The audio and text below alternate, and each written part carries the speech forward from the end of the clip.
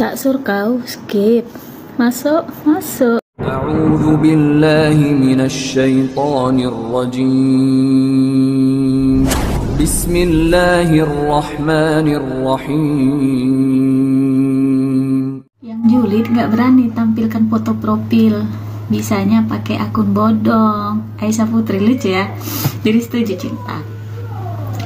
Kulihatlah di komentar-komentar videoku yang julid-julid itu, kalau nggak punya foto profil, akunnya private ataupun akun-akun palsu seperti itu. Tahu kenapa mereka seperti itu?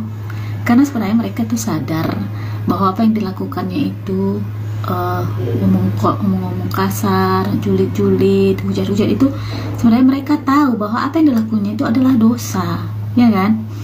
Karena salah satu ciri dosa itu ingin disembunyikan, tidak ingin diketahui siapa pelakunya, itu salah satu ciri dosa. Contohnya saja, kalau mencuri, pasti pelakunya tidak mau dia ketahuan sebagai pencuri, ya kan? Mungkin berselingkuh, berzina dan lain sebagainya, pasti menyembunyikan tuh pelakunya. Sama halnya seperti ini juga, ya kan? Itu alasannya cinta, gak usah heran ya. Dan sebenarnya orang yang masih punya kesadaran seperti ini, dia sadar dia bahwa apa yang dilakukannya mereka itu adalah perbuatan yang salah, adalah dosa. Kemungkinan besar masih bisa untuk bertobat, masih bisa untuk ya berubahlah ke arah yang lebih baik. Oh iya, aku nggak usah julid-julid lagi gitu, tampakkanlah apa adanya seperti itu, ya kan? Insya Allah mereka akan berubahnya, selalu kita, ya kan? Yang bahaya itu, yang parah itu, yang terang-terangan dia pakai akun real, tapi julid, cakap-cakap kotor. Nah itu dia yang bahaya itu, tuh parah itu, tuh sekelas Firaun. Bisa lah, sekelas saya mungkin ya beda-beda tipis lah, 11-12 lah itu. Ya kan? Iya sih. Thank you.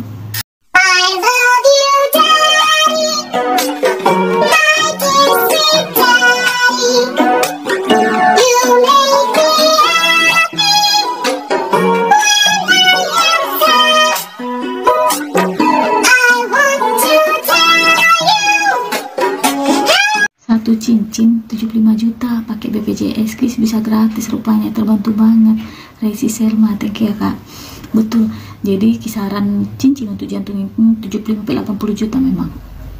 Kalau butuh 2 atau 3, berapa itu, kalikanlah sendiri, ya kan? Kalau menurut aku mahal itu. Makanya aku bilang di videoku yang sebelumnya, kalau 30 juta aja cincin kita rasa mahal, dan kita belum punya BPJS kesehatan ataupun jaminan kesehatan yang lainnya, ya kan teman-teman, uruslah, sangat penting itu. Apalagi untuk kasus-kasus penanganan cepat yang butuh penanganan cepat seperti serangan jantung ini. Kalau serangan jantungnya masih baru lagi, masih di bawah 12 jam, masih bisa ditangani dengan pemberian obat-obat pengencer darah, ya kan? Itu mahal biayanya, sekitar 25 jutaan itu. Karena serangan jantung ini kan terjadi karena tersumbat itu pembuluh darah kita. Sumbatannya itu plak namanya ya, aterosklerosis.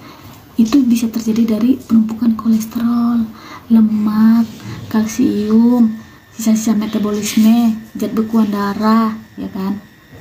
Atau fibrin. Itulah makanya perlunya kita menjaga lifestyle kita, ya kan? Jadi dengan pemberian obat pengencer darah ini bisa dihancurkan dia sumbatan-sumbatan itu, mengalirlah kembali darah, dapat makanan lagi, otot-otot jantung kita itu bekerjalah dia menjadi normal kembali gitu. Tapi cerita ya, sebagai mantan awak pelayan kesehatan, tidak jarang loh terjadi gak punya BPJS kesehatan ataupun jaminan kesehatan yang lainnya ya, tak punya juga uang. Nah gimana, akhirnya tertunda, delay ya gitu. Dan gak jarang juga pulang paksa mereka, kasihan kan, kasihan si pasiennya. Dan tak jarang pula ya delay lah penanganan. Karena apa? Ditelepon dulu lah, ini cerita nggak punya BPJS ya kan, telepon dulu lah anaknya yang di Hongaria tadi dulu, nggak jumpa ini itu. Akhirnya penanganan yang harusnya bisa cepat dilakukan nggak terlaksana. Makanya kami lebih lebih senang kalau pasien itu, aku pribadi lah ya, dan teman-temanku yang lainnya, lebih senang menangani pasien yang punya BPJS karena bisa berjalan dengan cepat. Itu penanganan cepat, kasus-kasus yang berlomba-lomba dengan waktu ya, bisa kita jalankan sesuai dengan standar gitu.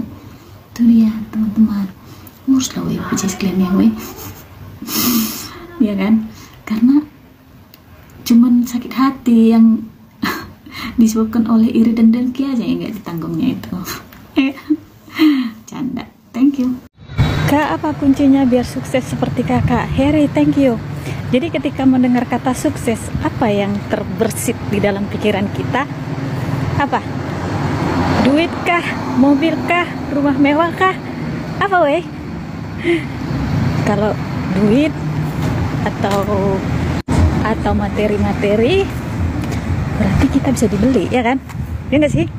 Jadi kalau aku memandang sukses itu bukan perkara seberapa mewahnya mobil yang dia kendarai, bukan seberapa megahnya rumah yang dia diamin, atau seberapa banyak harta yang dia miliki.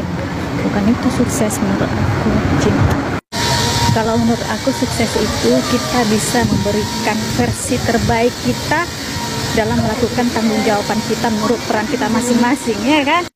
Ketika kita bisa bangkit dari kegagalan, itu juga sukses namanya. Kayak diriku lah, ibu rumah tangga. Aku melakukan menjalankan peranku sebagai ibu rumah tangga yang baik, itu sukses itu namanya.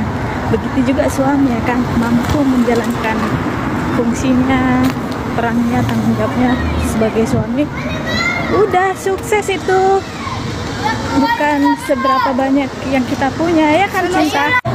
Karena kan tidak sedikit orang yang punya harta berlimpah-limpah, punya segala kemewahan, tetapi rumah tangga hancur berantakan.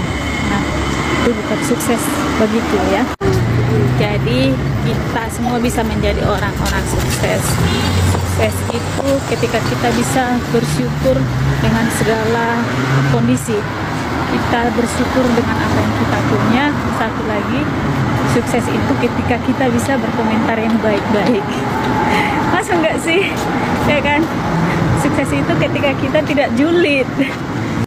Dan yang paling utama itu sebenarnya ini ya kuncinya. Sukses itu adalah ketika seseorang bisa berbahagia dengan kesederhanaan. Masuk kan? Masuk. Sukses kita semua ya. Bye-bye.